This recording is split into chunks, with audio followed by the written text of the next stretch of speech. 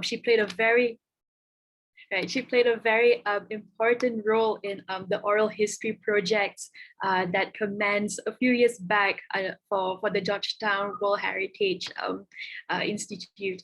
And Atika has spent several years being a cultural worker. And what's going to be interesting about this session has been kind of hinted at by Dr. Lin, which is that in this panel we have two non-Penangites, involved in the work of telling the story of Penang, and I will be moderating. So I am a Penangite, and I still consider Penang as my hometown, and I always talk about KL as the place where I work. Right, so it'll be interesting to see how a Penangite may respond to that, and what are the tensions or interesting dynamics which can come up from our discussion. And of course, there will be interesting perspectives from our attendees today. So feel free to throw your questions in the chat box, and of course at the end of the talk we will address these questions as they come in, or as has been listed previously.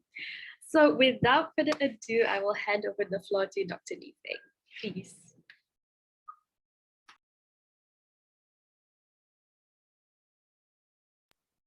Hello, hello everyone. I'm Li Feng.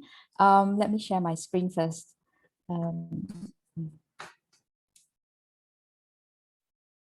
This one. Okay. Oops.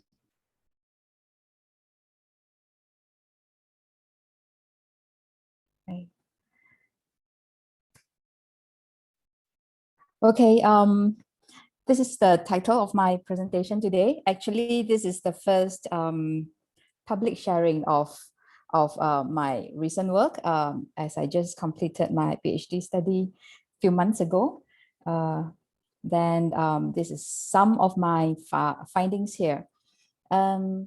Okay, I think a lot of the attendants today are from Penang, or if not familiar that Georgetown together with Malacca was awarded as a UNESCO World Heritage Site in 2008.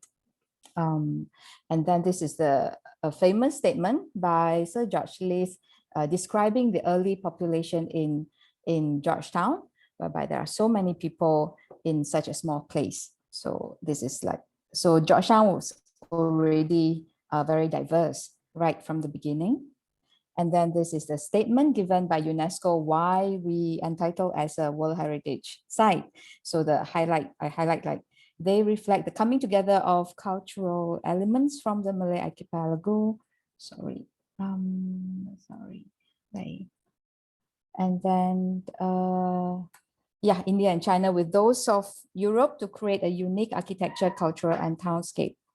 So this one is just a brief background. My thesis is actually, I argue that the concept of multicultural is actually not a lot of people understand, or we just take it for granted. So what does it really mean by multicultural way of living? So I use the theoretical framework developed by anthropologist Tim Ingold, the concept of lines, metaphor of lines, knots, and meshwork, as well as his later work, Human Correspondence.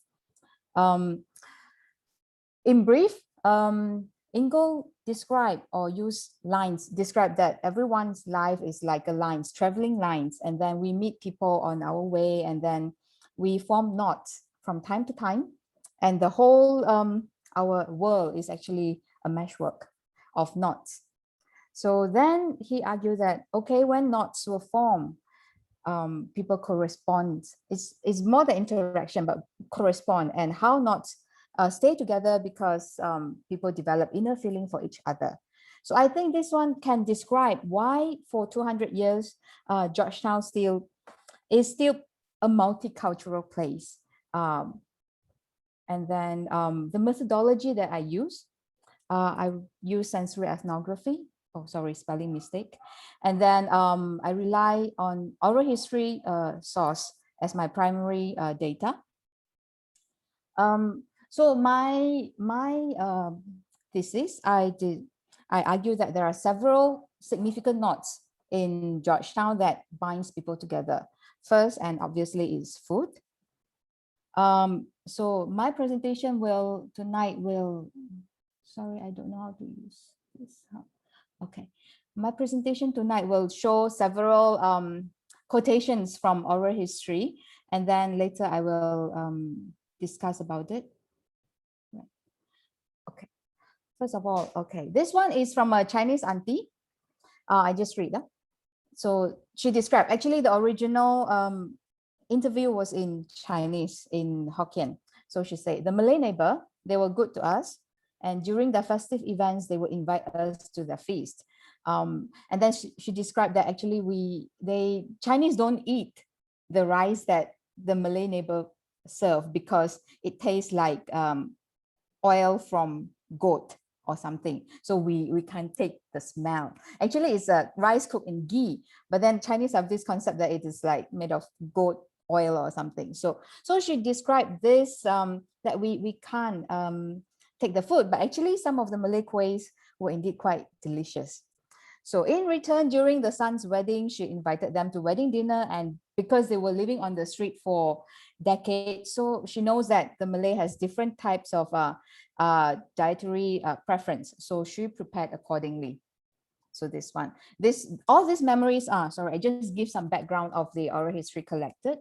We collect, when we interviewed, the time frame was set between 1940s to today. So a lot of the memories that I chose tonight happened in 1960s, 70s. So this one. So next is oral history with a nasi kandar vendor, very famous one called Dawood.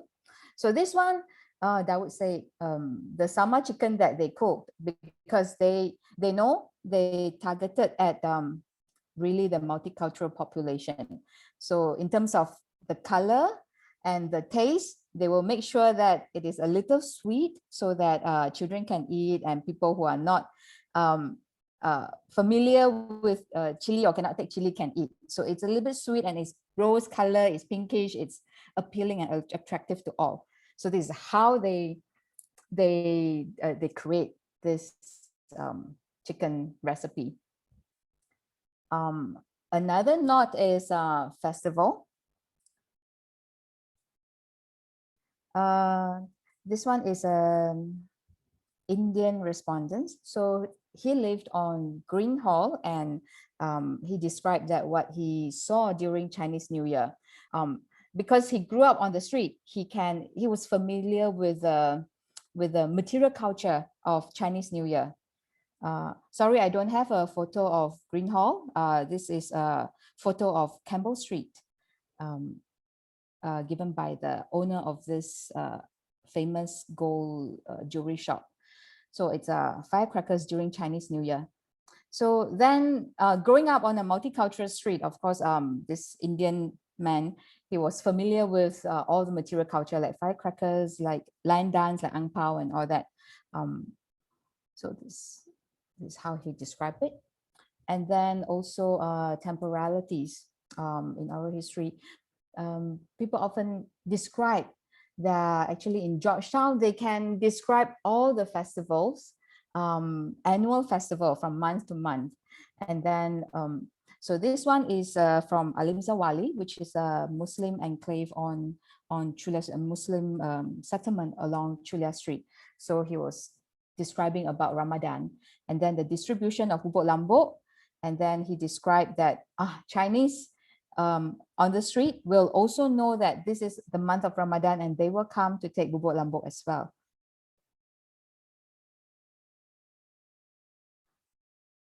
Another note that I identify is language. Okay, this is a bus driver, an Indian bus driver. He described his experience over several decades of experience as bus driver. And then if the Chinese want to go to jetty, they would say Chun Tao.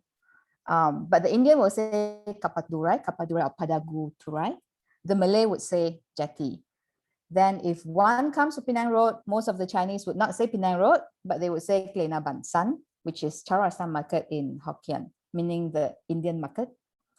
And of course, because during that time, most of the Indians were doing business there. So Kelinga is mama, and this is how Chinese call. Then, so the Chinese will call that place as Klena Ban San. Then, so he described that in a bus trip, around 50 to 60 people would travel. And among them, there will be 4 to 5 Malays and 4 to 5 Chinese, and the others also like 4 to 5 Indians. So they will be talking in different languages. This is, we can really imagine a multilingual environment where people really can switch from language to language very fluidly.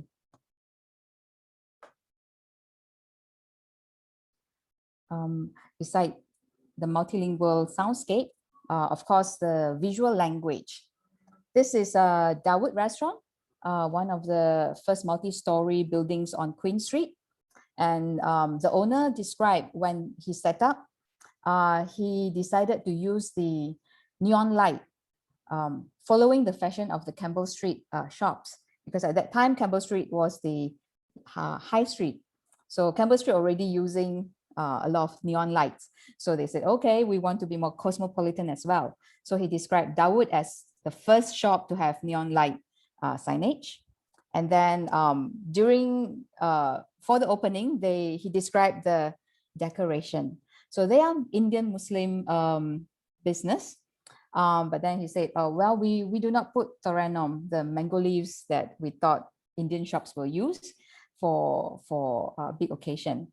Neither they use the Indian Islamic calligraphy decoration, because the brother-in-law, who is the boss, wants to appeal to multicultural clientele. So he decided to make it general and generic, so no particular affiliation.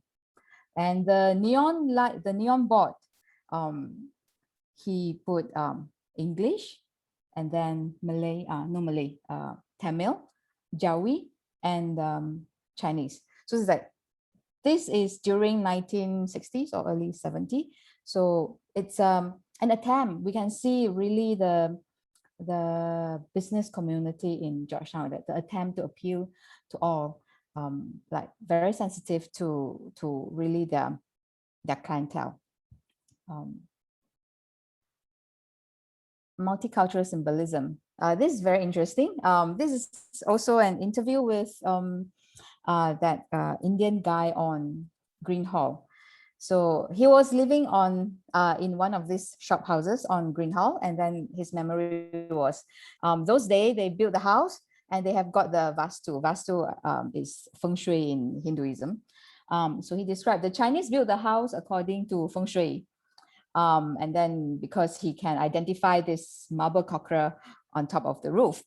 So then he believed that because all these houses were built according to this system, everyone has less problems back there and good health as well because of good feng shui.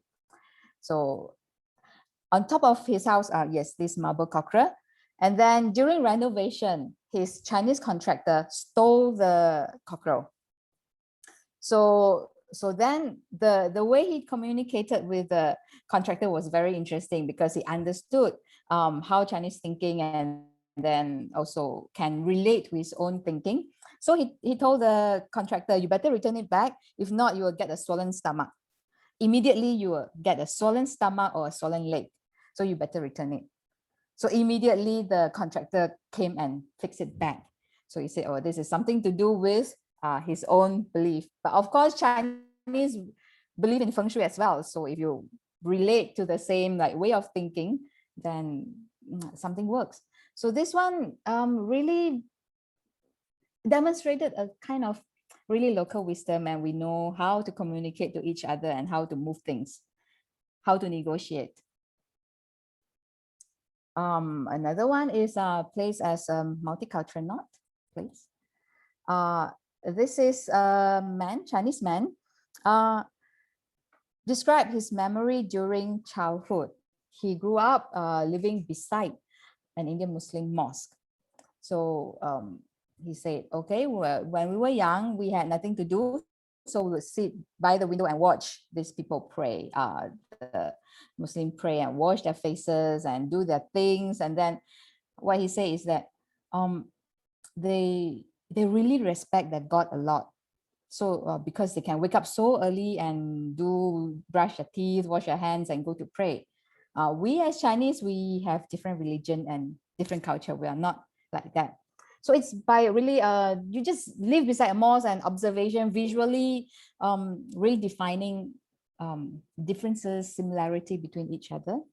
And then, of course, the loudspeaker was facing my house. The call of prayer was very loud, and all that. This one, I think, to all Malaysians, we can really relate to this kind of sensory experience, everyday sensory experiences. This one street with three names. So it's to describe Chulia Street. This is a memory from one local resident. The whole street is called part by part.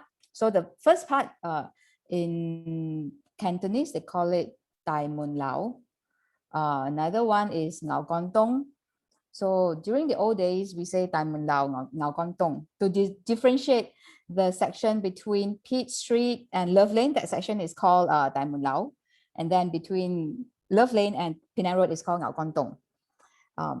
So there was, and then in the Chinese mentality, the other part of Chulia Street after Pitt Street, so between Pitt Street and Victoria Street, there's nothing much there. There's nothing much there except Masjid Kapitan Kling. That's the Indian side. That's the Indian side. So no more already. That's the Indian side. So this is how he described. When he described about his life on that street, his mobility is between Pitt Street and Penang Road. So the other side of Chulia Street was not considered as Chulia Street, but that's the Indian side. Interestingly, when we interviewed the Indian Muslim traders on the Indian side, they will say, this is the Mamak Road. And then this is Chulia Street. This is the fabric center. This is the most happening fabric center. So actually, when we talk about street name and then when people attachment to streets, officially, maybe there's only one name, but then vernacularly, how people attach to a place give them another more meaningful local names. So I just shared a few narratives. When we talk about, in Malaysia, when we talk about ethnic relation, it's very difficult to describe like, oh, I hate you or I love you or something. But if we look at, if we can see, if we know where to look or read between the lines, actually when we describe about relationship, it can be manifested or expressed through senses. Like I don't like the taste of the rice, or it's the senses, the smell, and we just need to know how to read in between the lines to understand the really underlying message and values. Because to understand the sensory world, because sensory worlds are shaped by culture, and perception is informed not only by the personal meaning a particular sensation has for us, but also by the social values it carries. So as long as, to me, a lot of the problems in today's society is that we don't actually understand each other, and we don't have the approach to actually bring people together. So I hope that my study will give a methods or introduce an approach to encourage people to use different ways to understand or build bridges. This one I just share. On the left is Ingold's model, the Meshwork model. So A, B, C, D, E, F, H are individuals. So people come together and tangle in different ways. And from time to time, they form knots from time to time. And each knots carry different meaning. On the right is my, I adapted from his model. I introduced color because I think in a multicultural society, lifelines also comes in different color. And when they form knots, different color come together and they form different meanings. And then another important concept is that, yes, knots will form from time to time and knots will leave as well. But Ingold suggests that the lines never forget. So even if the knots were already disentangled, but the lines carry the memory. So when a blue line travel and meet another black line again in the future, it carries a certain memories that will inform his behavior again in the future. So from oral history, some oral history samples that I showed just now, I argue that yes, in the past, people do interact do correspond in a different way. And then that is what makes us a harmony society. Okay. My supervisor hate me use the word harmony, but I still will use the word harmony because there, of course, in Georgetown, we are like a family. We argue from time to time, but we don't kill each other. So for 200 years, we still live together peacefully, of course, with some arguments here and there, but it's nothing major. Yeah, so today we still live together. So the memory of the past, and today people argue that, okay, loss of population and a lot of different challenges. But what I propose is that if we want to sustain the values, what does it mean by values, multicultural values? We really need to understand what forms the knot at first. And then if we know what forms it, perhaps we can bring it back. Okay, so this one. So because people of Georgetown have sensory memories of multicultural correspondence in the past, so they are more likely to extend the memories into imaginations and crystallize the imaginations into actual action, given the right circumstances.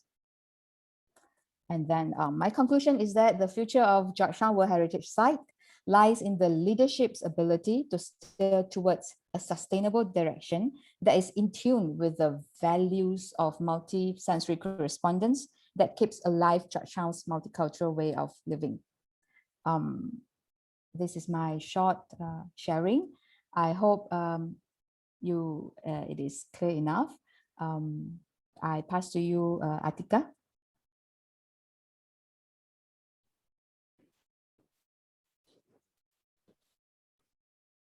Should I just jump in? Yes, go ahead, Atika. Okay.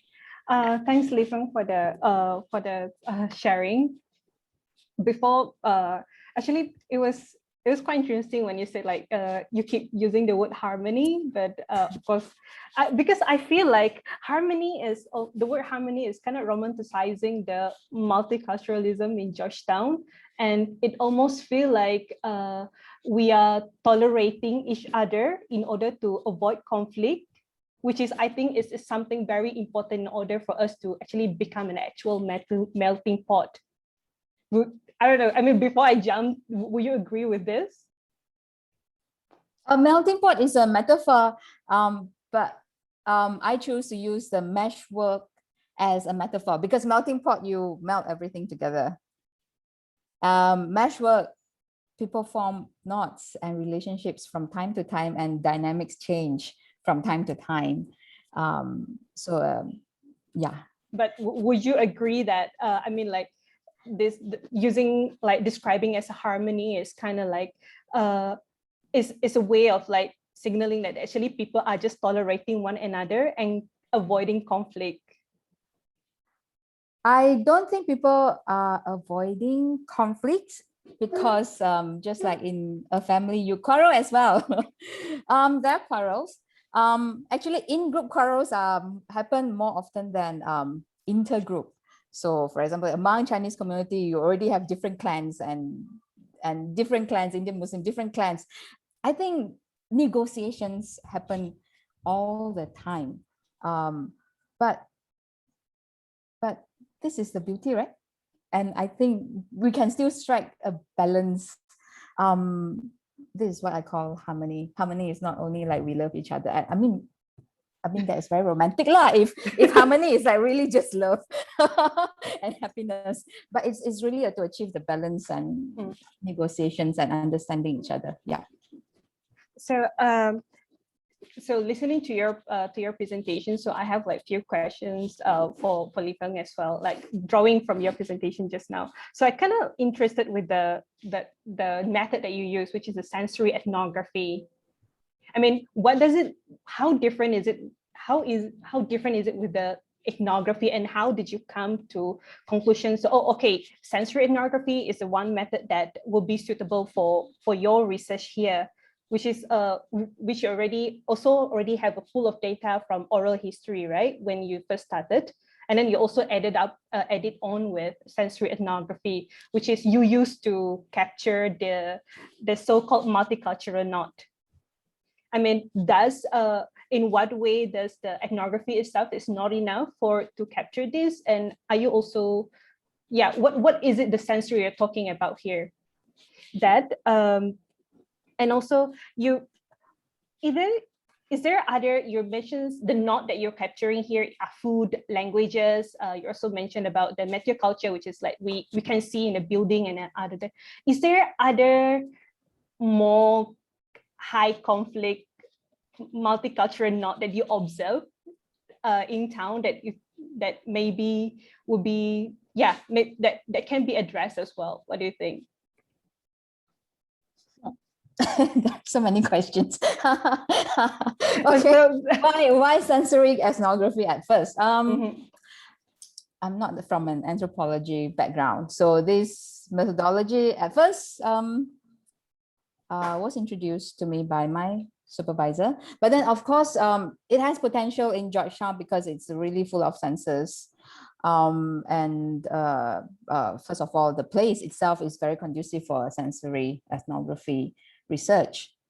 And then, of course, yes, my background with oral history. Let me explain my methodology, how I identify these 4 knots is from the 100 over oral history. From there, so I just pick up the memories that people talk about multicultural correspondence. So I study every samples, and then from there do content analysis. And then, so from this 100 respondents, when they talk about multiculturalism, the most common pop-up content is these 4 things. Of course, I don't deny there are more, but they were not being mentioned. Of course, the oral history project at first was not designed as my personal project. So it wasn't designed to answer my research questions. Yeah. Okay. Another thing because the knots that you capture, I mean, okay, I want to draw back to the thesis that in your thesis, you mentioned about the time conjuncture that shapes the society in Georgetown, which is the first one was the olden days in Georgetown. The first one was with the native Malays, where during the British colonialism, where they bring in workers from outside the Nusantara and all that. And then the second one was the outbreak of World War II. The third one was after Penang lose the free port. So I was, and then the third one, you're suggesting the inscriptions. The fourth one is the inscriptions of UNESCO. Georgetown is a UNESCO World Heritage Site. Okay, so how did you see this? Because I feel like, like between the 1969 and the inscriptions of heritage site, Georgetown Heritage Site, I feel like the demography of the people has changed so much. And then I want to draw back to what I mean, in Georgetown, people already, the influx of people have been, a lot of people who used to grow up in the inner side of the town moved to other parts, for example, like Itam, Balik Pulau and all that. So do you think by doing, I mean, I feel like just capturing, just try to focus on the culture in town is not enough, because I feel like there is some cultures that actually originally embedded in the town has already been left by people that, that move out. What do you think? Do you think like it's, how do I say? I feel like it's not enough to just focus on town, because there are a lot of other things that, the people already left. Is it fair to just focus on in town?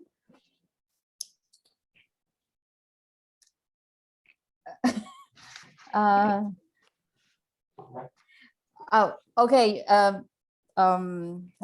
Because from what I understood, it's like because the oral history, the project, the Street of Harmony mainly really focus on people in town. So, but I feel like we're not I feel like we're not focusing on like, like native Georgetown that have moved out. What about them? They have some memory as well, which is like very important to Georgetown or Penang at large. And then they are part of like what makes the North in the first place as well. Yeah, of course. We can extend to Penang diaspora and all that. Because of the project scope, we focus on. But I think the weight of generational dwellers who stay here for more than 4 decades speaks, because they went through the changes. So this is the primary group. Of course, it will be interesting if we can get some diaspora to compare the views, the experiences. That one, of course, can be done, but it's I didn't do it. Okay.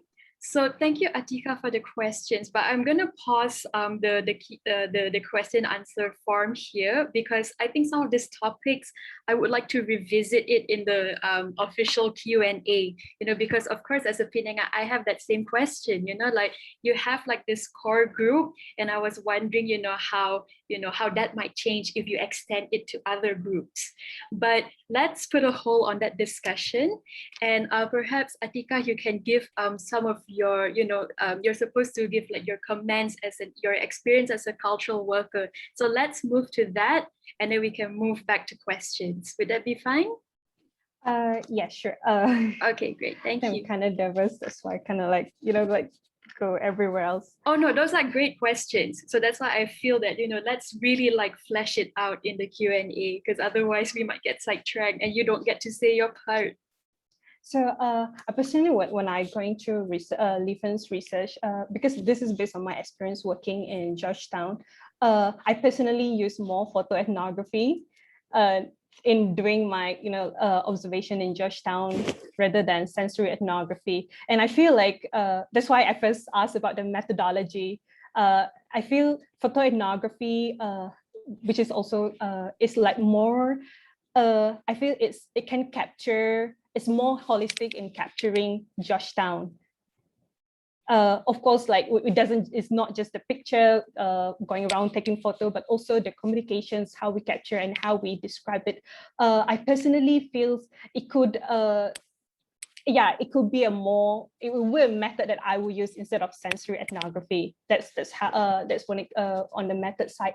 And then another thing I feel based on, I feel, my God, I'm so nervous.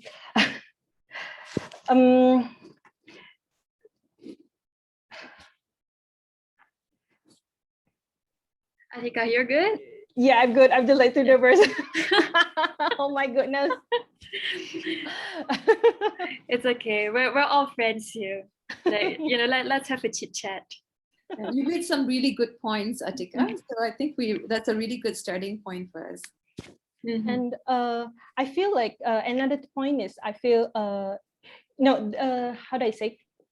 I think working in Georgetown as not as Penangite, I think there's a different entry points. For example, you came in, you're not Penangite, but you're Chinese and you can speak Mandarin.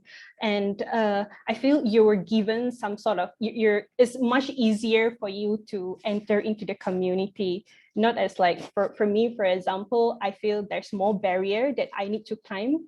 Hence, sometimes sensory is kind of limiting and photoethnography is more useful, it's a method that maybe within my limitations easier for me to use instead. This is what I feel, and of course, goodness, what I'm saying. I'm sorry, I'm just too nervous. Hope people don't mind. Atika, Mhm. if you want like a bit of time to gather your thoughts, because I'm sure you have a lot of interesting insights to share, perhaps I can, proceed with the Q&A and, open up space for you in a bit to talk about your experience. Would that be good? Yeah, sure. Thanks for being Oh, yeah, accommodating. no worries. Like we're not so pedantic over like, oh no, you have to say your piece and then we do the Q&A. No, like if you need time, that's totally fine. And so I'll just take over from here. I think now is a good time to actually address some of the questions from our attendees, because there are a lot of questions on methodology. And in fact, I'm gonna have to, kind of like break down some of these questions with regard to methodology. So for example, let's see, Zahao asked about, what are the challenges of navigating the multilingual landscape? So already we have the first part of the methodology, which is the language. And I see that Joe asked a general question about, some of the challenges of sensory ethnography. And Kok-Hin also talked about, the thinking process behind selecting your sample size, right? How do you identify individuals? How do you identify the right questions to ask these individuals? And lastly, Cheong Soon asked about the spatial aspect, right? Because I'm just gonna quote from him or her. I'm sorry, I'm not sure of your gender. So communities can enact boundaries even on the same street if they live in distinct communities along a road. So is that going to be different from living side by side? And secondly, communities travel towards specific sites that promote this knots happening. So I guess, there's this idea of a convergence of, separate communities. There are sites where they create these knots, so would that be different, right? So I guess in summary, there are 4 areas of methodology you need to address here. So linguistic, and then let me just refresh my memory. I forgot the second one. So the challenges of using sensory ethnography, and the thought process in identifying people, and what questions you ask them, and lastly, the spatial aspect of your methodology. So I know that's quite a lot, but let's go through it one by one. So over to you, Li Feng. Okay, thank you. I think I further categorize into 2 main methodology. One is from the oral history aspects, as in how I use oral history as a methodology. And another part is about sensory ethnography. I would like to share on sensory ethnography, as Atika said, as an outsider to work in Georgetown. As a Chinese outsider, yes, language is an advantage, but it's not easy as well, because we don't know the local way of doing things. I just share my first experience coming to Georgetown in 2008, when Georgetown was just fresh. I still have the decorative banners of UNESCO World Heritage celebration. So at that time, I came to work in ArtSet in September 2008. So, before that, I worked in KL. So you just park at parking lot, right? Very safe parking lots. So come here to Georgetown, inner city streets. That was the first time I came to the inner city of Georgetown. So I parked my car, assume that this is like KL, just park in front of a house, empty car park. And I thought, okay, this is good. So I just walk, ignoring everybody, and just go into the office.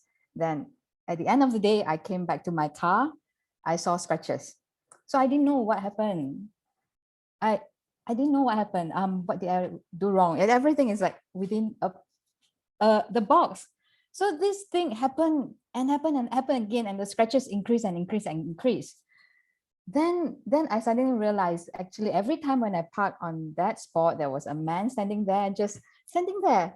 But I never say hi, never pay my respect, never greet.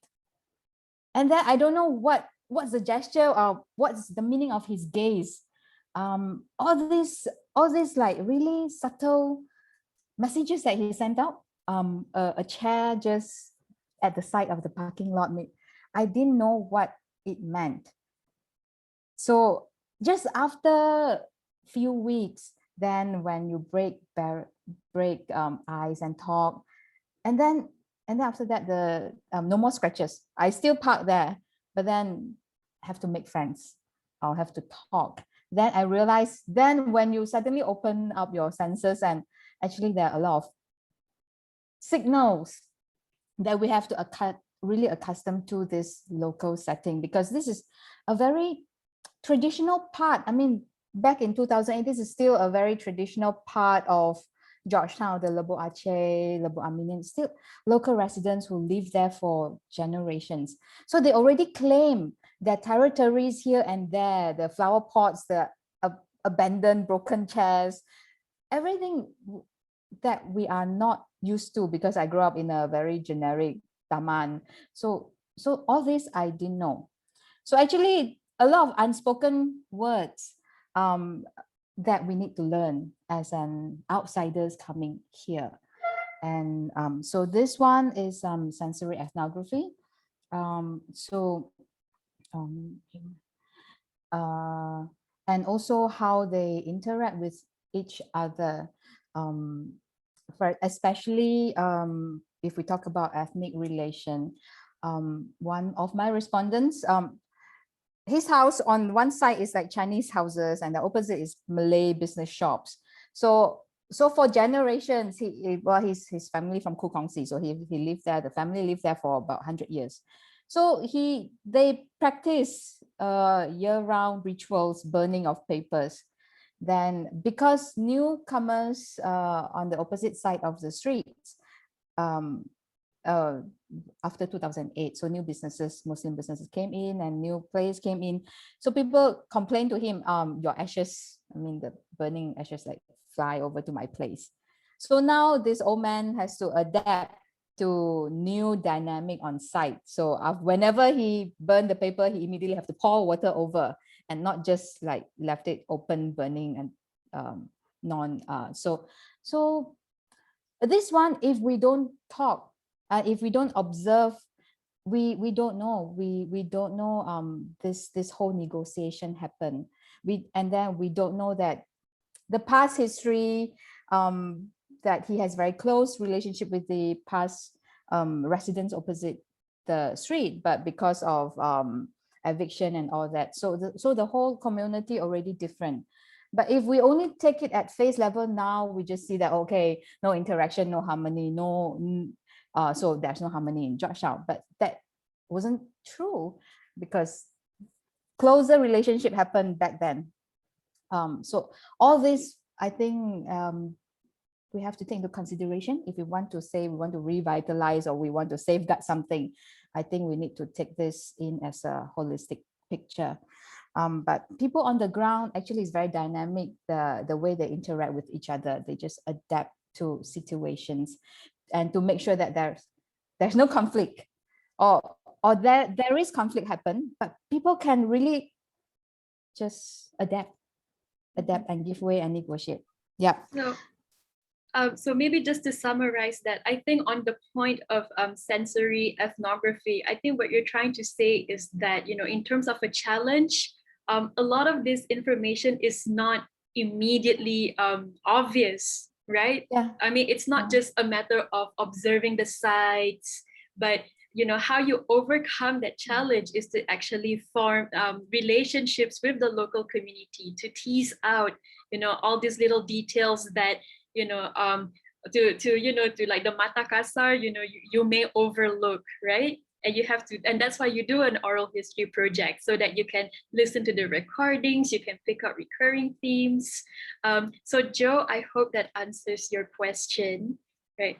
And also the attitude that you receive, the feelings that you get. Yeah, that the body language. Yes, that one maybe you cannot capture from photographs alone. Yeah, that's actually a really important point, because memory is embedded in our behaviors as well, right?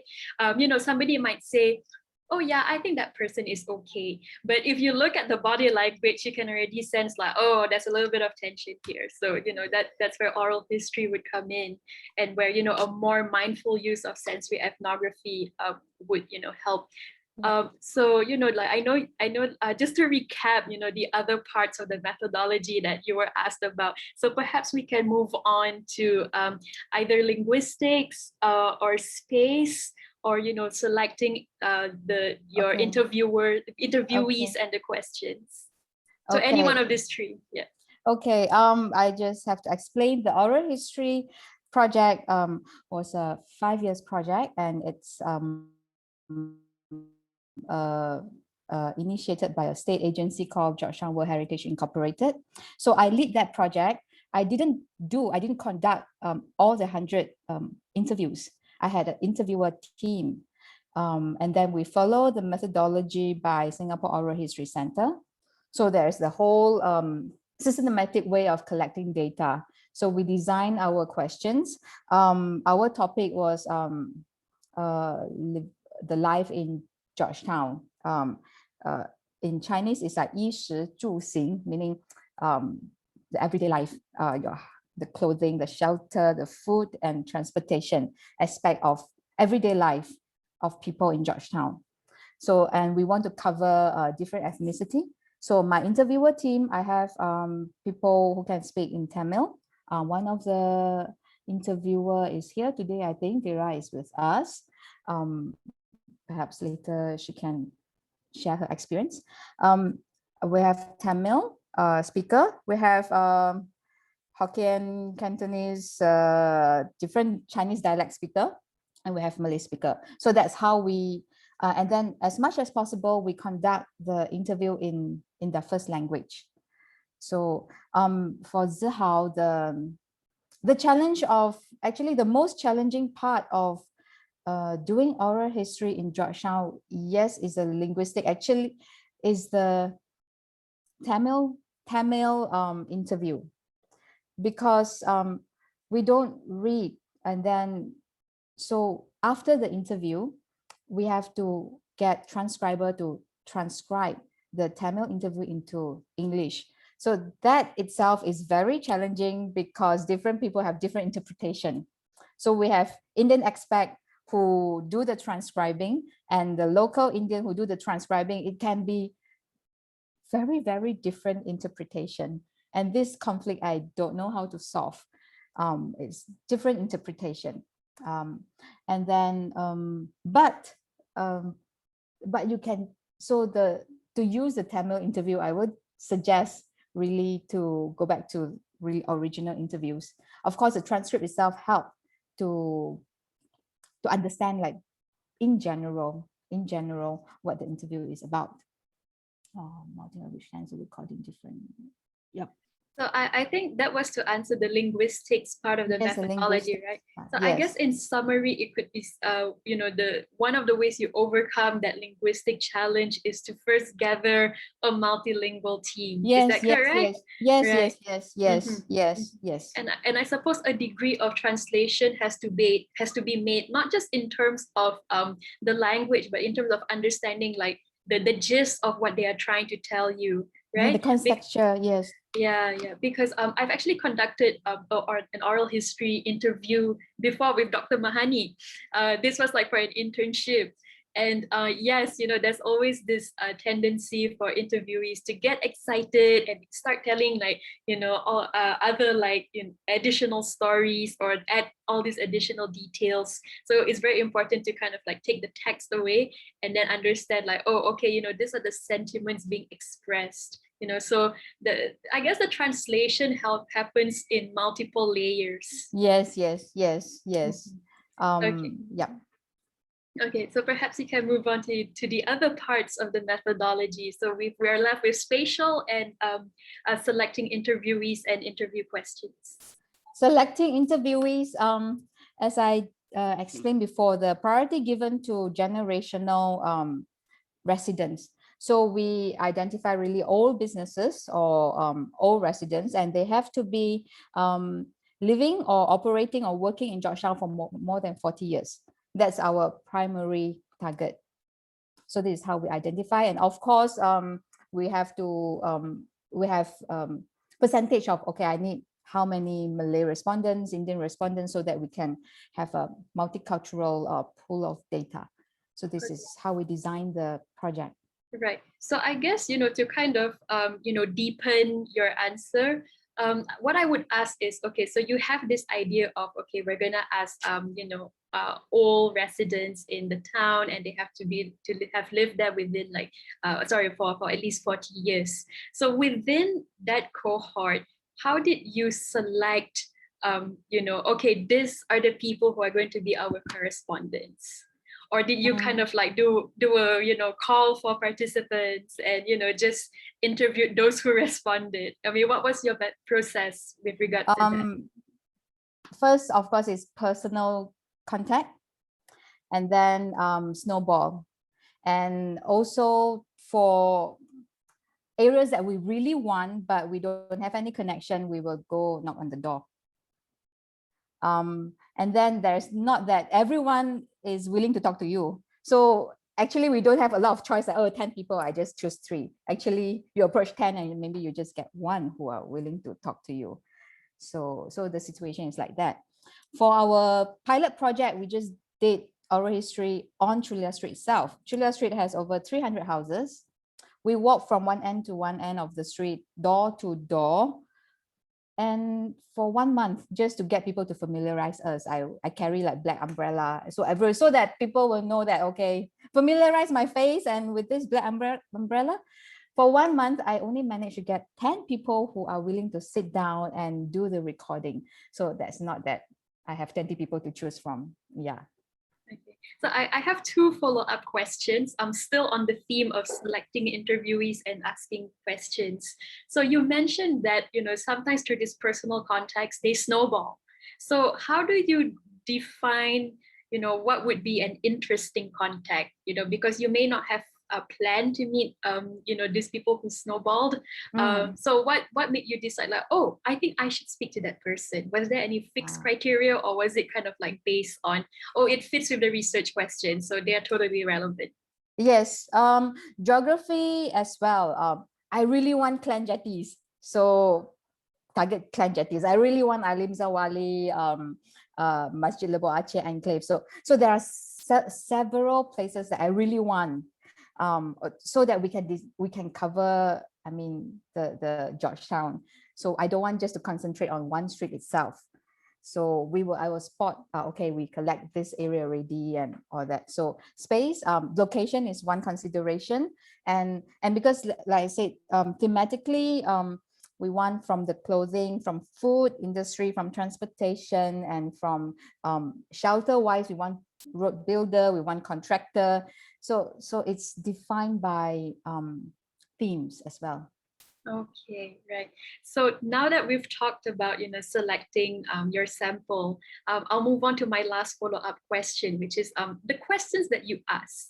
So, I mean, of course, as like researchers, as academics, our questions might sometimes be like very technical, or, we may think it makes sense to us, but when we talk to the interviewees, they're like, what kind of question is this? So how do you navigate that? Like, how do you identify, okay, these are the questions that will give me the answers that I'm looking for? Yeah, how do you navigate that process? How do I navigate that process? I will, first of all, I will not ask very long questions, Atika, and will not ask a leading question. I will just ask open question, and not to ask question. Actually, sometimes is to, please tell us what happened, or please describe. So then, just because oral history, just let them, it's not questionnaire, so they are not answering my questions. So I see oral history process as a facilitation, let them open up. And I think 50% of the journey is that you don't know where this leads you, but I think we facilitate them to open up their memories and just talk. I think that's a very important, and interpersonal skill is very important.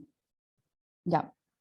Okay. So I think it goes back to what you mentioned earlier, the first thing that you said, which is, you know, you had to form these relationships, and then later on you mentioned that you had to make yourself known to the community, like they know, okay, there's you know, Dr. Liu Feng, she's here to do research, you know, and she's gonna like ask us to share stories. So that's part of the process. It's not just like yes, putting them on the spot and it won't work. Sometimes it may work, but you won't get very fruitful outcome. It will be very official. Yeah, and I building guess a relationship is important. yeah, and I guess it goes back to the nature of oral history itself, you know, because these are very personal stories.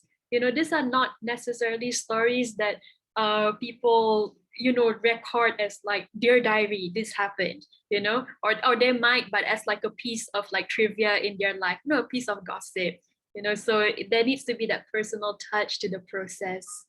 Okay, so I'm going to move on to the last bit of the methodology, which is about space. So perhaps I can read out the question again.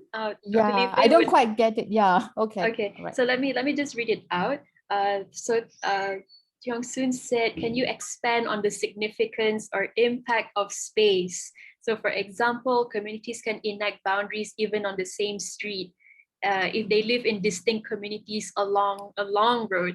So is that different from living side by side? And the second part is communities travel towards specific sites that promote multicultural nodes, you know, market, buses. So is that qualitatively different from living cheek by jowl? So I think what's the question that's being asked here is that, you know, when you have like specific communities living side by side, you know, what is the dynamic created here? You know, like how do they interact with the space? And another part of it is that, you know, is it going to be different from, let's say, communities converging towards a central point or a few central points? I hope that kind of makes sense. Okay. Let me think of a sample. My site is Lebo Aceh. On Lebo Aceh itself, on one side is the Masjid Lebo Aceh community, a kampong, an urban kampong. And then on another side is the Kukongsi enclave, Kukongsi community. And then down the road towards Carnarvon Street, used to be an Indian recycling community, now already reduced, but you can still find 1-2 recyclers there. So it's in the past, people live there, but when we talk to people, how do I say, how do I say, from their memory, and today we don't see much interaction actually. Today, you don't see people speak to each other on the street, seldom, because the population already like really very much reduced. So I can only imagine in the past. What they describe is in the past, there will be processions of Tapism here and there, and then there will be Hungry Ghost Festival. They shared the basketball court, they shared the park. They will use the public space for their own cultural activities from time to time, but that people understand the temporalities, the different time that you need to use this space. So there's open burning of like all this big joystick, and there was no complaint as from my interview and from my experience working on this site. The question is, and then what's the question again? Sorry. So I can only explain from that side, because in Georgetown itself, a majority Chinese. So a lot of streets are just Chinese, and then you find several places, several enclave that is multicultural. Lebo Aceh is one, like Lebo Chule also one. People live side by side or opposite each other. It's so I understand what actually, Okay, so Cheong Soon has offered to expand on their question. Perhaps we can do that. Cheong Soon, would you like to unmute yourself and give Dr. Li Feng your question? Okay, great. You can unmute yourself now, I think.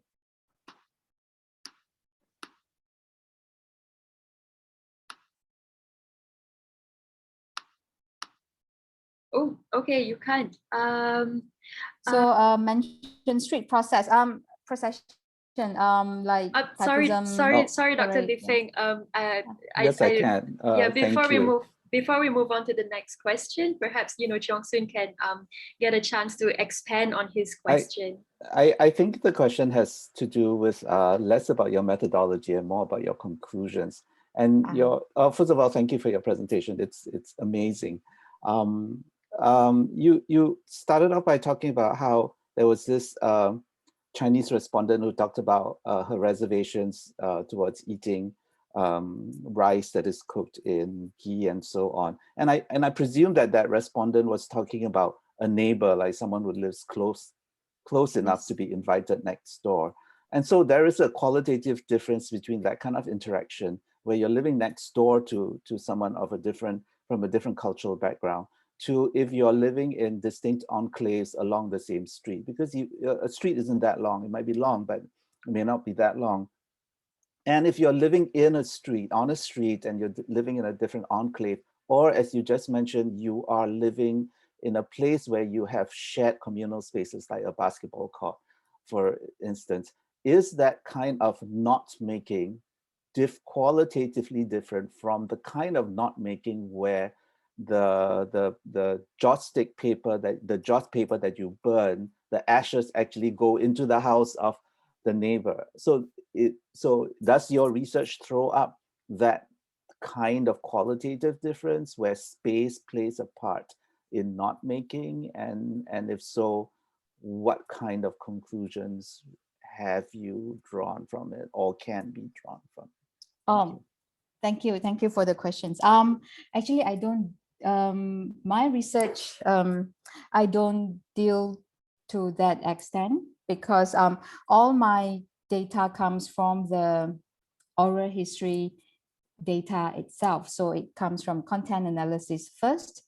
Then I didn't go to that direction that you were asking. So I'm afraid I have no answer for that.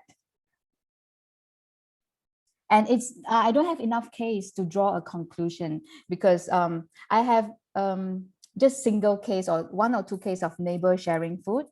And then I have 1 and 2 case of different ethnicity living under in a house, in the same house. But again, it's about sharing food. So food is my not in this situation. Yeah. But in terms of space, I focus on how they share a space. Yeah. So thank you for that, Cheong Soon, and thank you, Dr. Li Feng. And maybe just to add before I invite Atika back, I think one of the takeaways here is that even though we can categorize the different types of knots, in reality they all happen simultaneously. So it can be very difficult to kind of isolate different knots, and see how they may function, assuming others are neutral or whatever the term is, right? So I think that's one of the tricky parts, but also, the beautiful and interesting parts of oral history and personal histories, about how all this comes together and are enmeshed and are kind of in a chain reaction with one another.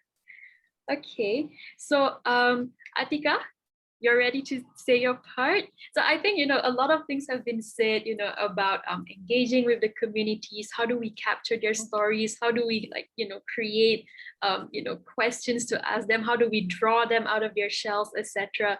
So perhaps you may have a perspective that can, challenge or enrich, the discussion so far. Take it however you want. The floor is yours. Thank you so much, Khalida, and thank you for being accommodating. I think what's interesting about Lee Feng's studies is because most of the studies on Georgetown previously is either focusing on one cultural group or it's focusing on the building conservation mainly. And I think what Lee Feng is bringing forward to us this time is like how all these different groups and the culture kind of meet one another, and whether it works or it doesn't work, do they conflict and stuff like that. I think is the first. I mean, this is what Li Feng is like presenting to us, and we've never seen it something like this before. And I feel like, and I think maybe there's another multicultural knot that I think will be interesting for further study is that most probably maybe it would or maybe not will bring to a different conclusion is actually religion and marriage. I feel because marriage is a literal knot. Is there a cross or is there a knot? We never know. I think, and in Georgetown, because so often in other places when there's people of multicultural background live together, there's a lot of cross marriage. Is there such thing in Georgetown, and is there an actual knot happening, and how does it work? I think this is something interesting to be further studied in case of Georgetown as well. And yeah, another thing I feel from my experience working in Georgetown, after the inscriptions of the World Heritage Site, people are kind of accustomed to as outsiders. So often when they know people are coming to them, they will feed them the exotic information you're looking for. So this is also a challenge for me when working with a community in Georgetown.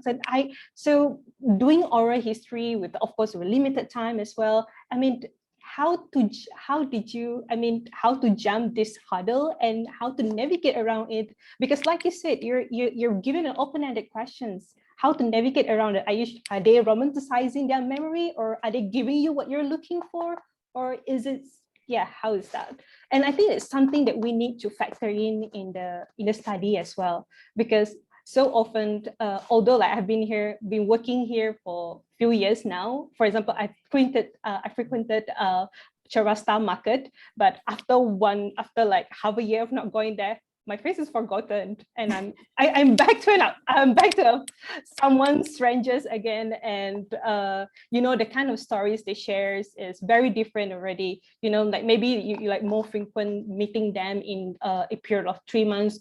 You keep going, then you kind of build a rapport. But then so often, once you're becoming strangers, you're just being fed the exotic information you're looking for. I feel this is and so often people kind of like get drawn in this.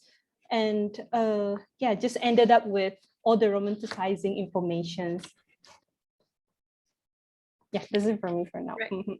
So I think, I think there are two key points that's being raised by Atika. So the first one is just a suggestion to kind of add, religion and marriages as another multicultural knot.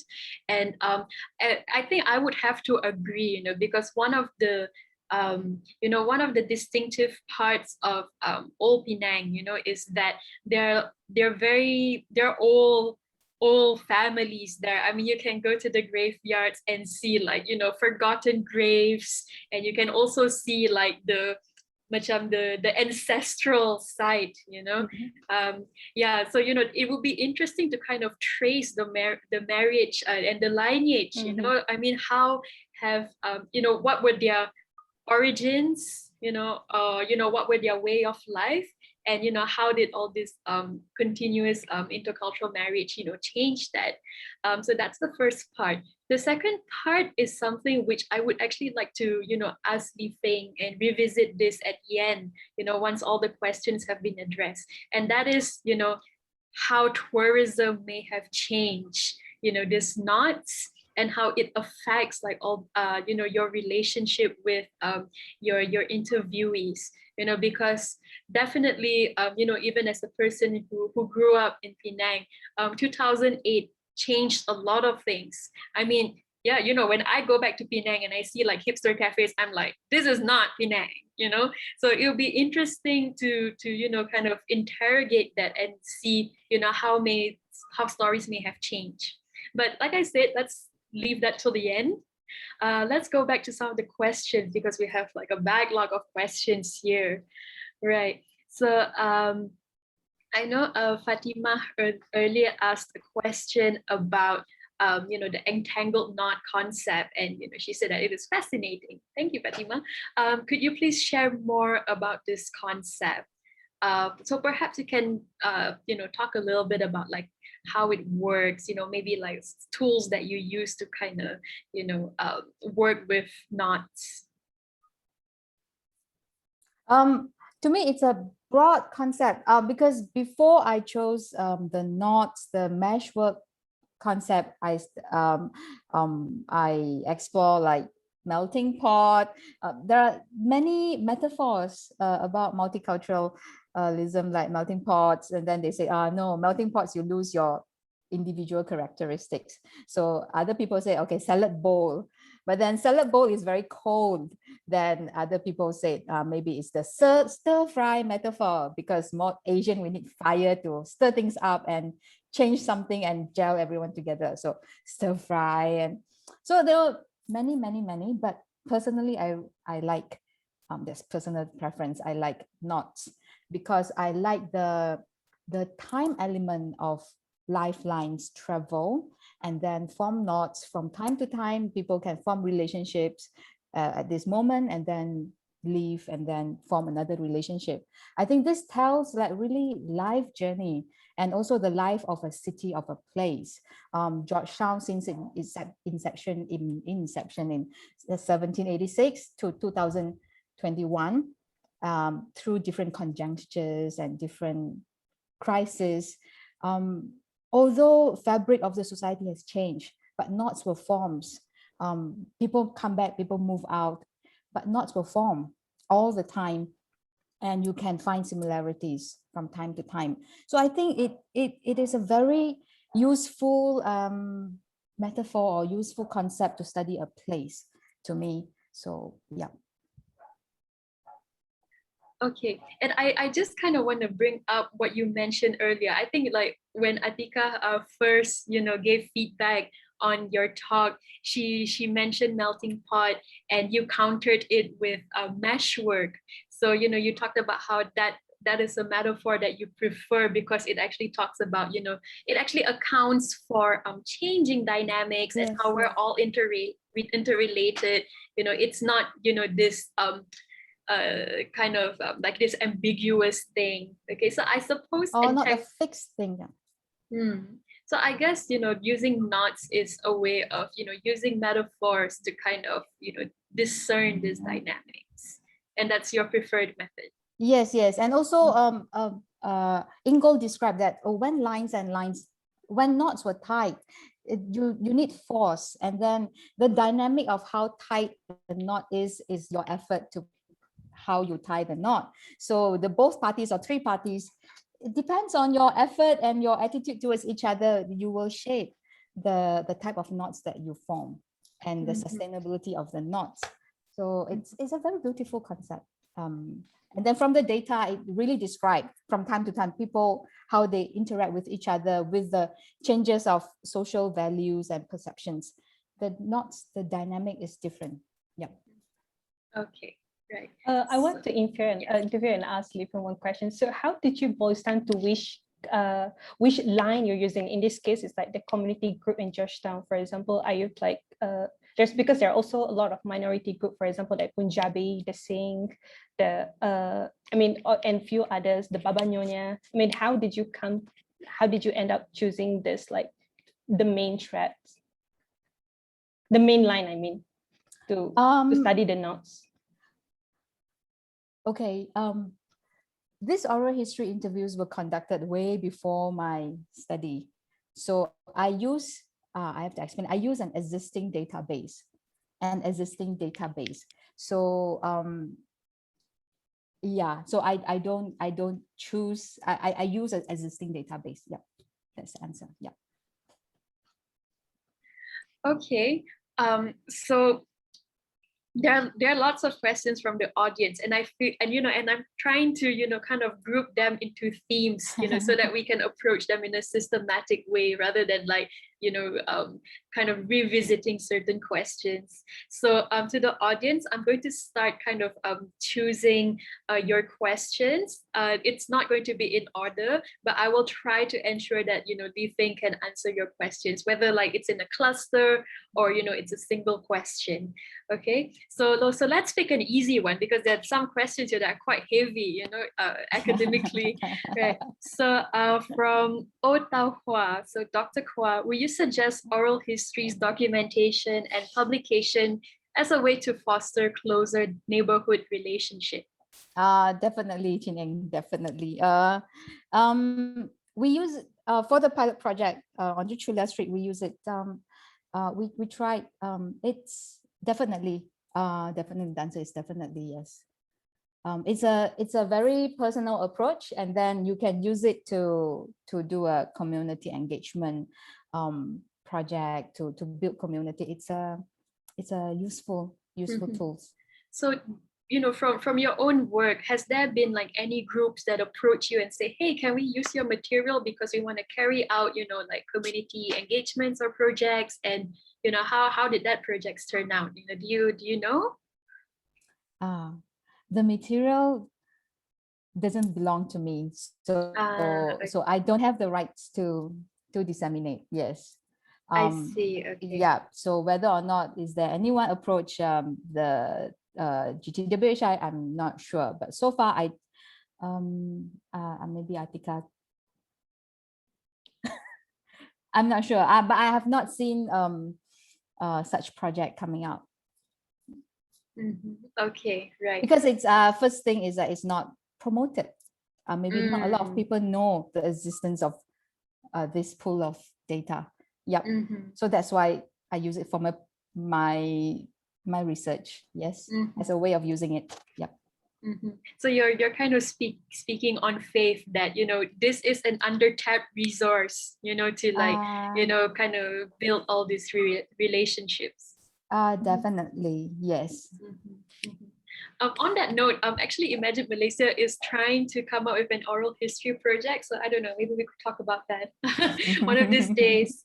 But Atika, would you like to add, to this, use of oral histories to foster, closer neighborhood relationships? I would like to add on what Li-Feng was talking about. Actually, the thing is, it's not an answer, more like my observation of what's happening in Georgetown, because there's questions about the over research about Penang. I personally feels like there's actually a lot of Penang. There's a lot of study already being done about Penang. However, by many different groups, but a lot of data is actually being gatekept by different organizations, and hence, like, sometimes I realize the community in Georgetown, you come, researcher, come again and talk to us. Like people kind of like, so used to people come to study how exotic they are. And that's why this attitude of giving you whatever you researcher come looking for. I feel like while it's actually this is why actually we can use what we already have, what was already collected.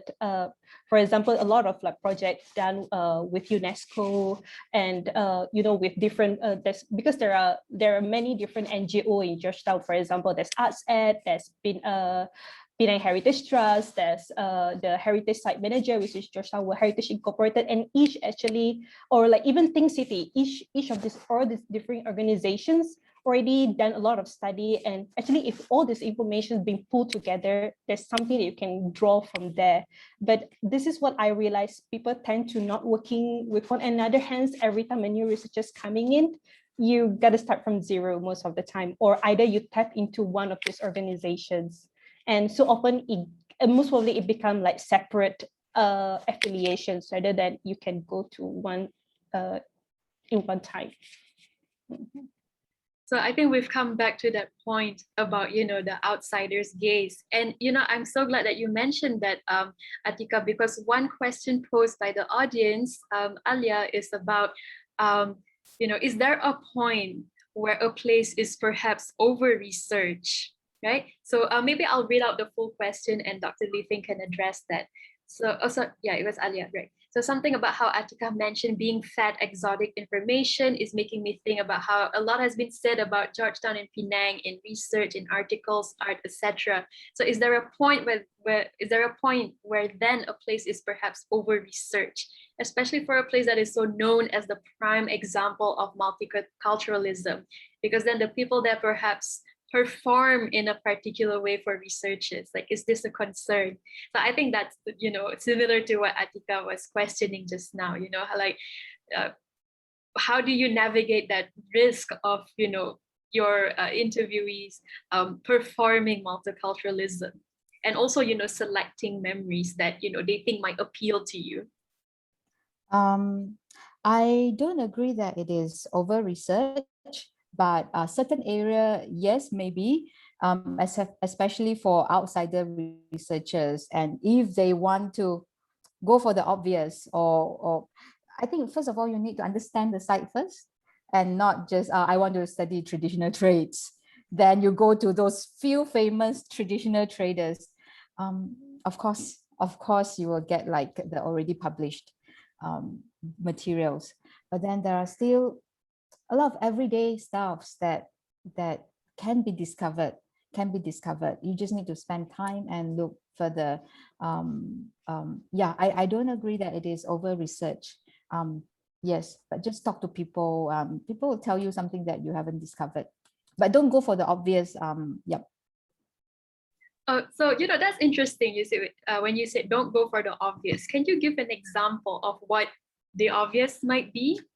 Yeah, I cannot make make a statement.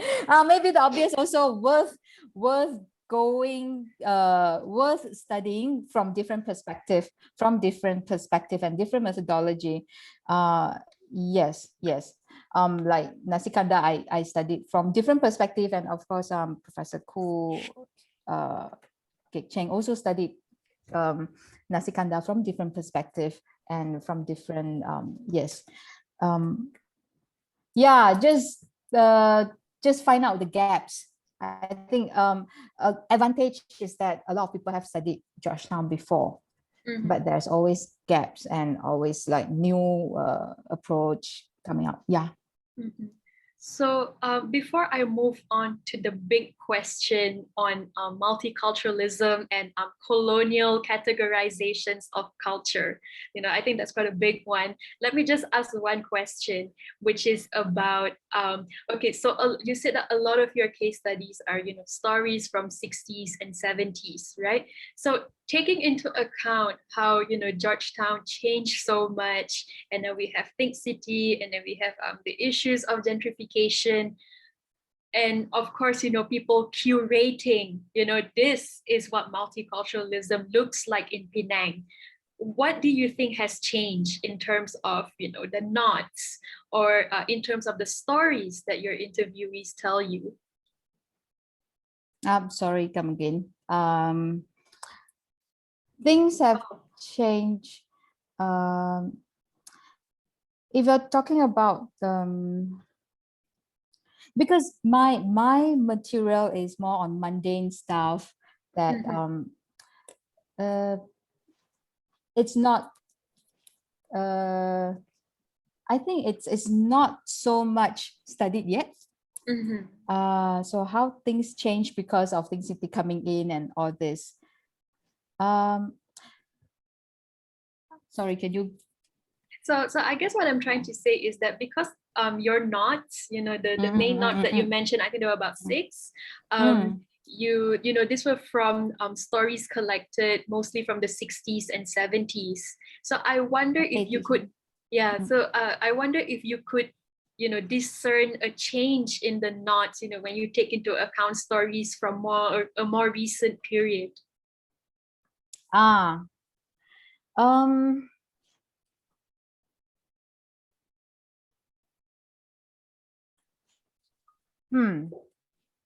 Okay, let me think. Because my methodology don't do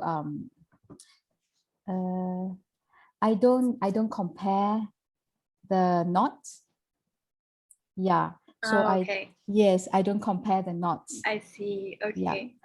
Okay. So I'm gonna put in a specific request for you to compare the knots, because I think that would be interesting. I mean, for Yes, sure, I mean, it's going to be unpopular to like certain people. Nobody wants to be told like, oh, suddenly there's like this evident hostility, towards tourists or anything like that. But like in the interest of academic neutrality, can you please, just look at it? because recently Atika's friend came to me and said, can you please tell me what hasn't been studied before? I said, studied the current situation, please, because I have actually my research I built on previous research, or Lucy built on previous research by Gwen Jenkins. She studied Georgetown up to 2008. And yes, and then my study kind of fill in the gap between 50s post-war until recently, just before COVID. So what hasn't been studied yet, please study the now. And then because we already have very rich historical data, so please study the now and do comparison. Yeah. So that's my selfish Penangite request.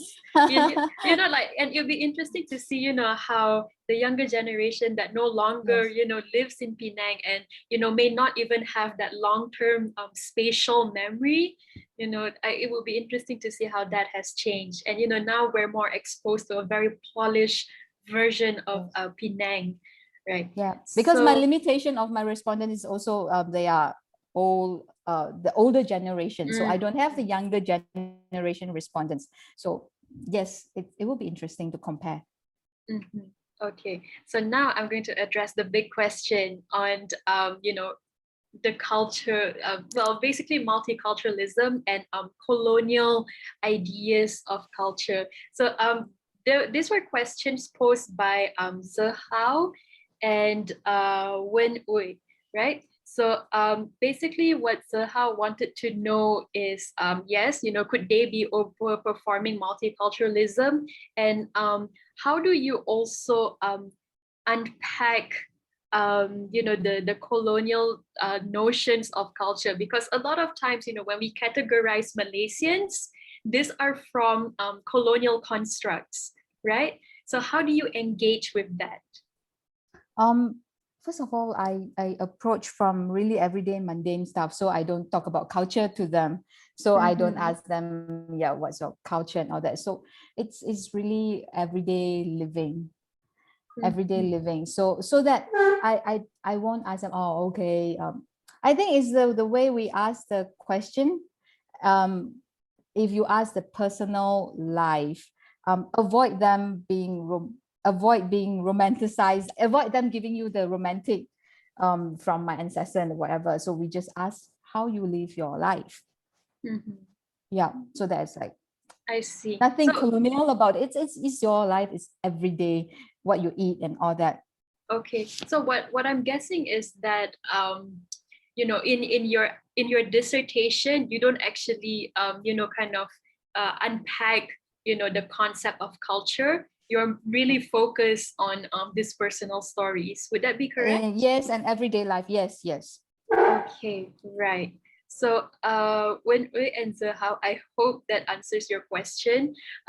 If it doesn't, perhaps Dr. Li Feng may be happy to receive emails, about her talk, and we are running out of time. So maybe I'm just going to take maybe 2 questions. So, and I'm very sorry if I had to, omit your question or summarize your question inaccurately. Okay, so let's go to some of the earlier questions asked. Okay, so Virajita asked about sensory ethnography. Let's revisit that a bit. So do you think sensory ethnography as a methodology would help us look beyond sight as a primary receiver and interpreter of information and look at more inclusion with different sensory perceptions? Yeah, of course. With the 5 senses, of course, the Western world will kind of prioritize sight, but here gossips sometimes are as important. Gossips and smell and all that. It's yes. So auditory, right? Yes, yes, yes. So Virajita, I hope that answers your question. Let's move on to Omar's question. So if I heard it correctly, Dr. Kwa mentioned street process. So could you elaborate further on this notion of practice? So street process. What I meant is a procession, like Thaipusam procession, like Emperor okay. God procession. Yeah, I see. So it's festival as a knot, because people were so used to all this, the sensorium happening on the street at different time of the year. They kind of anticipate and know exactly what will happen and enjoy the atmosphere. Okay, yeah. So I recall you mentioned how, you know, festivals also create sites of, you know, shared memories, right? So that's why processions, you know, and yeah, you know, that's true, you know, because like the Penang is small, right? So like the Thaipusam procession, you know, it's going to pass you know, some of the major roads in Penang, and you know, it's very hard to miss. The older generation will tell you about the Chingay procession, which is very colorful. Okay, so moving on to the next question. So what are the people's common norms and values to keep their solidarity sustainable? It changed from time to time. So it ties back to the concept of knots. So in the, maybe when people come during the early days, it's just about making livelihood or survival. So that time maybe it's really tolerance. And then after that, it changed. But it changed. Then now it's, for me, now the heritage discourse is becoming the binding factors that can move and bring people together. But at one time, maybe it's the economy and all that. It changed. So this one needs to be studied further. My study doesn't deal with this, but I can just give suggestion. What are the common norms? People of Georgetown, there's no one set, no fixed norms. It changed from time to time according to the situation of that specific period. So we just have to define the driving force of that period. So a bit of comparison needs to be done. Is that what you said? Like, is that what you mean? Like, you know, between different periods? And scholars have worked. I mean, there are works relating to this. Yeah.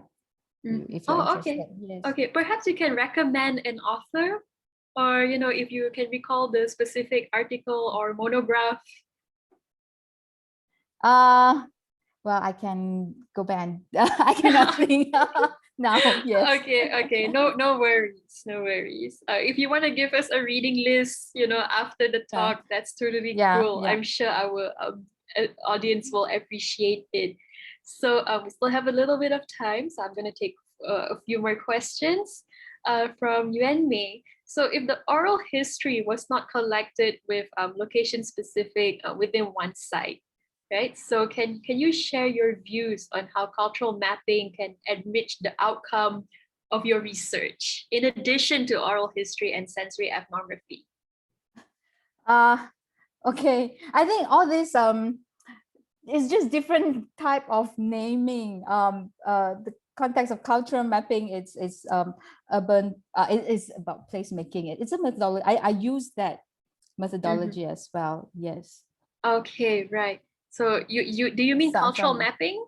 Not in my research. Yes, sorry. So sorry. What's the question again? Will cultural mapping help? I'm not an expert in cultural mapping. Of course, someone we know is expert. But I think cultural mapping is more on placemaking and community engagement to if you want to solve some problem on the street, more about participation and engagement. Will it enrich my data? For this, no, but in the future, yes, maybe. Okay, so perhaps now it's time, to ask Atika what she thinks about cultural mapping, because it seems to me that, you may be more familiar or you use it a lot as well in your work. Do you have any thoughts on that, Atika?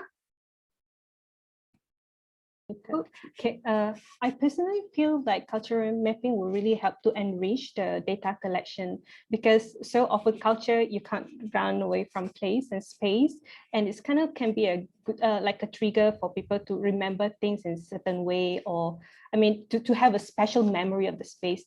And yes, it's not limiting to urban making, place making only. Yeah. Okay, so sorry, I was very remiss not to do this first. Some of our audience may not be familiar with what cultural mapping is. So Atika, perhaps you could explain what it is. The way I would explain it briefly is like how you map the culture down on a place. Okay. Basically, this is how I would briefly explain it. Basically, you paint the culture on a place and see how it's connect with the place, how it changed the place, and how the place kind of shape the cultures. And from there, you be able to know the place better, and also know the community itself better as well. Because as you can see, the cultures of people in Georgetown is in such a way because of the place it is, the placement it was during the colonial time, how they were being placed in a certain way. So all this influence is kind of like things that keep influencing one another. Mm-hmm. Okay, right. So in a way, it's kind of like creating a very rough idea of, this is like the dominant culture here or the dominant community here, and these are like, the activities that tend to happen in that area. Would that constitute cultural mapping? Okay, so basically in what I've used cultural mapping before is I've used it at different levels. The first level is, of course, when I'm a new place, I want to know what is it, who is the people living here, what is their culture, and from there, I will get a permanent. From there, we kind of know the basic info about the place. And the second level is where you kind of want to know deeper and how their lifestyles affect the space and how the space affect their the two-way communication between the peoples and the space. So it works at very different levels, I think, between space and people. And okay, just this is my own like personal curiosity. Like if what is like the deliverable of cultural mapping? Like, is it literally a map or what? Like, what does it look like? It could be a map. Okay. For example, what we did previously with just with us at, for example, when we're doing programming for program with children and stuff like that, we always most of the time we start with culture mapping so that we can understand the culture better and we know what is it in this place that we are working right now, and what is it from here that we can elicit to introduce to our audience, for example. And so often we end up with map for example, other times when I'm using it for place making, we end up with a map that that shows what's the issues here, what is the problem, how it's connected, and yeah, stuff like that. Okay, I think that makes sense, because I've heard of this tool, but I've not actually worked with it. So I hope that makes sense to the audience as well. But I guess like a lot of these tools, they have like the limitations of that. Sometimes you have to you have to kind of make a very broad generalization, right? Just to kind of kickstart that process of interacting with the place or the communities. Okay, so I did miss out on one question, which I think is, very, very important and interesting. Oops, I lost it again. Just give me like 1 second. Right. So it's from Dinesh Kumar. So apologies for not addressing your question earlier. This is one of the earlier questions, so it's way up in the chat box. So what can be done to protect the multicultural heritage buildings in Georgetown, since we are witnessing the city being gentrified at a rapid pace? Perhaps that might be a little bit out of topic, but I wonder if, Dr. Li Feng and Atika as well, as a cultural worker, like, would you have any thoughts on this? Okay, how to protect? My take is that you need to understand what the people want. It's not to impose what you think will work. So then there's where cultural mapping comes in. You map the needs of what people need here and what people want from different parties. Then the whole placemaking process can take place. Yeah. So it's not to impose and yeah. Atika, any thoughts? I wanna add on based on Leifen's, but actually it's what Leifen said was true. I think we realize so often the such questions like Dinesh Kumar was raising is actually we heard it often. Okay, you should conserve the building, but I think like Leifen said, you have to go back to what the people want. The same thing, the questions about gentrification. That I feel like even the term gentrification, the change of the atmosphere in Georgetown, the change of people in Georgetown is kind of contested as well. Is this what people want, or is it happen because the situation permits it to happen in that way? It's different when you're looking at Georgetown with the memory that you have of Georgetown and with Georgetown today. It's like something that needs to be reassessed all the time because Georgetown changed. Yeah. Yeah, actually, I've been asked a similar question by some people in Think City. Because I studied history, so they were asking me like, okay, what do you think about statues? And I told them that history and memory, it's not like a static process where you decide this is the history of the place, this is the memory of the place. There is an ongoing redefinition, because with different generations come different memories. I mean, a statue that may have meant something to my grandma may not mean as much to me, and in fact, I may be able to see like the flaws in the individual being celebrated, right? So I guess to go back to, Dinesh's question, when it comes to like preservation, the needs of the local community will, always need to take priority. And I think that is what makes gentrification and placemaking, such a controversial topic and process, because on the one hand, the city planners, the town planners say, okay, we need to do urban rejuvenation, whatever that means. We need to reinvigorate economic activity, and the local population may feel that actually that really disrupts my way of life, and I think the reality is that there are no clean answers, like I said, heritage, memory, it's a very messy process, and it's an ongoing process, and it's a process that we have to go through. We cannot escape it, by saying, okay, this is what it is, right? Because somebody's going to come along and say no, because my latest research shows that this is wrong. So that's just how it is to be human, right?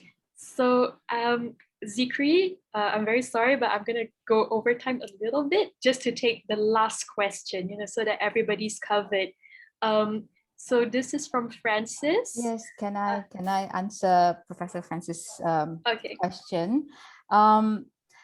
My original data, the over 100, have to explain again about the data because it wasn't designed, as I said, the database wasn't designed for my research use. So although I have over 110 respondents, actually not everyone talk about multiculturalism. So actually that's another reflection in the everyday life, multicultural encounters, interaction was not common or wasn't something that they will talk about automatically. So I just use whatever I have from that pool of data. Then from there, I follow 3 to 4 that I can still follow and they still live in town. So Professor Francis' question is how this life and knots allow me to capture people's lifeline. Can I say a bit more about how and where these singular life histories meet and contribute? For example, a lady from the Masjid Lebo Aceh, she talks about her childhood growing up in Masjid Lebo Aceh enclave and how cosmopolitan it was and how she used to sing for the Hungry Ghost Festival, how she used to attend to the church and sing in the choir because she described religion wasn't the a concern back there. She loves singing, so she participate and she can eat in Chinese restaurant, Chinese kopitiam. And then after that, she explained, then after that is in her oral history interview. Then after that, I follow her for sensory ethnography. I visited her in her house, in the kampong, and then she tell her current life. And then she said, because she moved to KL and then come back again, and she wants to come back to live in this enclave, but there is no way that she can secure a house. So then she described again her journey and the problem that she faced. So from her personal journey, her personal lifelines, and then after that, then she became very actively involved in heritage celebration, in the heritage discourse. She wants to champion the revitalization of that enclave. So her personal lifeline, a few more people is like that. So their lifelines are worth studying, as in how they adapt and the problem that they face now. And then how we can see that, oh, heritage is really the main discourse that this normal common people can claim or can claim the identity. Is not from the state or from people give you a concept that this should be, but then personal on the ground needs was not catered to. And then she tell the different side of because all these houses was controlled by Majlis Agama Islam, and if she has no connection, she doesn't have a place to come back to. So all this will tell you the current situation. Actually, multicultural is actually in-group dispute and in-group problem sometimes is bigger. So so multicultural dispute may not be the most critical thing to address too, if we want to, let's say, conserve the whatever multicultural values, but in-group dispute is something that we need to cater to in order to keep people in town. Okay, so thank you, Dr. Li Fei, and I believe it was Professor Francis. So I hope that answers your question. Right. So we are almost reaching the 10:30 mark. So I'm going to wrap up the discussion for today. So we've talked about some very heavy topics. I think methodology in itself was a very big question, and I did anticipate that people are going to ask how are you going to navigate language, how are you going to even navigate the process of selecting people and scoping, right? And how do you navigate space? And there were many questions about sensory ethnography. We talked a little bit about knots. We tried to unpack this idea of culture a bit. And another important topic is, of course, the outsider's gaze and how this affects the data and the stories that you get. And I guess that's actually the way forward for this project. Like, how do you account for that? And then how do you also tell the story of younger generations, and how 2008 changed a lot of things for them, whether they are conscious of it or not. How would that change their own personal stories, even if you don't ask them about Georgetown World Heritage Site. So okay, lots of potential here. So thank you very much, Dr. Li Fei, and thank you so much, Atika, for sharing your own insights and for really pressing that point about the outsider's gaze. And I suppose that is a very common theme, like in your line of work, because you have to do a lot of I keep thinking like client facing, but I'm thinking in terms of like the visitors, right? So a lot of your work is about that. And how do you tell the story of Penang and Penangites while without tarnishing its integrity, just to suit the sensibilities of tourism, etc. Okay, so any final comments that both of you would like to make? No, thank you for all the questions. Really, thank you for all the feedback. There are a lot of suggestions and leads that I can do in the future. Yeah, this is really just a beginning. I really thank you for all the suggestions. Thank you. Thank you all. Yeah. Right. Atika? Before I say my thanks, I just feel like earlier I mentioned about the time conjecture. I was, because I've been going around Georgetown during this COVID time, I feel like maybe does this period could qualify as another time conjecture that actually changed the influx in Georgetown. It's something for us to think about, I think. Oh yes, absolutely, of course. And thanks for having me, and thanks for the questions as well, and for the community. Yes. Okay, Yeah. right. So I guess my own final comments is that, research is never complete, So like when I give a talk or I moderate a talk, I always make it a safe space to say, I don't know, because there could be somebody in the audience who knows, and then, you have a dialogue and you have a conversation, right? But yeah, that's the important takeaway, I think, when it comes to humanities, things are never 100% complete. There are always new angles to explore.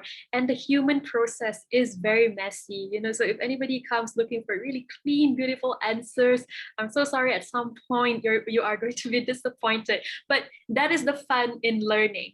So on that note, thank you everyone for making the time, and have a very good evening.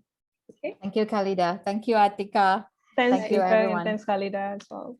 Right. And for anyone who wants to know more, you can refer to Pusat Sejarah Rakyat's Facebook page. They've been consistently posting on the work of Dr. Lee Feng. So that includes like the oral history project. So Alice there, I hope, I'm not sure if I pronounced your name correctly. I'm so sorry if I didn't. I hope, the Facebook page will give you the information that you asked for. Okay. Great, thank you. All right, good night, everybody. Have a good evening. Have a good evening. Good night. Good night, everyone. Bye-bye.